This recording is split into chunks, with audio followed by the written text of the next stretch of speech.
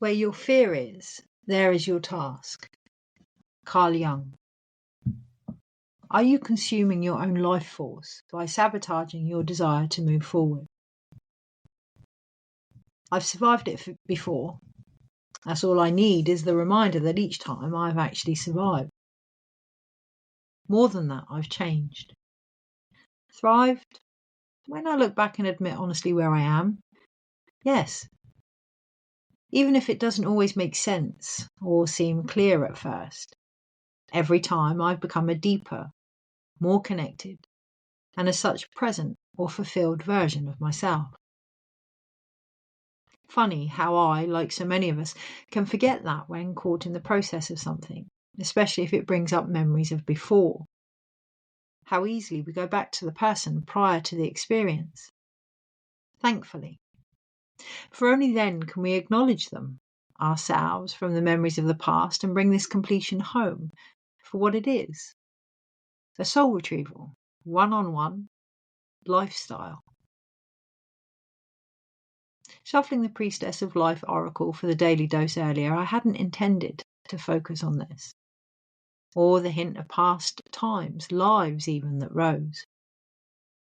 I'd been enjoying the knowing that manifestation was shifting on a psychic level with the aid of the medicine wheel within us. That I could use this remembrance more in my own situations.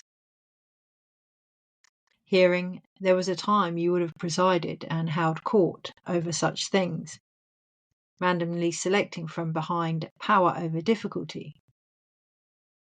I tuned into the unknown image in my hands, wary of the potential I somehow recalled. Finding myself immediately transported to a sacred forest.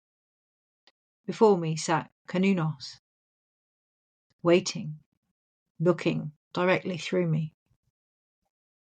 I knew I had begun a teaching of some kind, and with this came a fear of vision, wisdom, that flashed pictures before my very eyes so fast, images of death, birth, insects, seasons, fruit rotting and regrowing, Anubis holding a cup-like grail in my chest.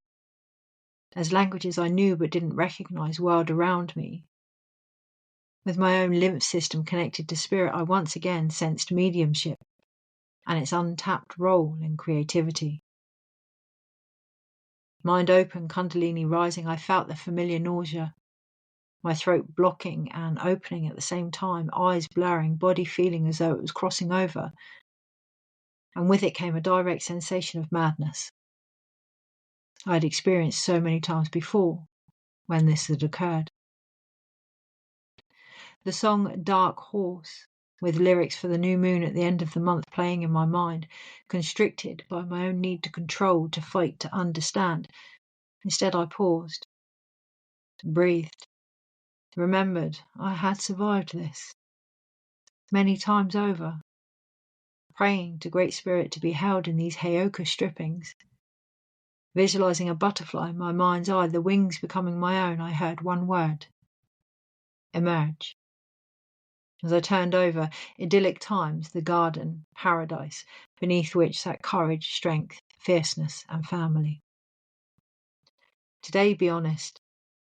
Investigate your daily relationships and activities, especially with yourself. What has become harmful, dishonoring, or consuming? Can you release or at least reduce exposure to anything that is draining your energy, your own fears included? Rethink the motivation for your engagement. Where, literally, is it coming from? Bring more consciousness to a situation or exit it altogether. Find the courage of any ongoing choices that center around the peace and beauty of your journey. Appreciate it and yourself. Allow paradise to be reborn through the persistence of your own presence. May we all remember, it is in facing life with self-actualized clarity, any extensive effort becomes the long-awaited events of our continual metamorphosis. In deepest Moon Eye, I ask you now, magic, huh? You know where I am. Take care. Kirsty.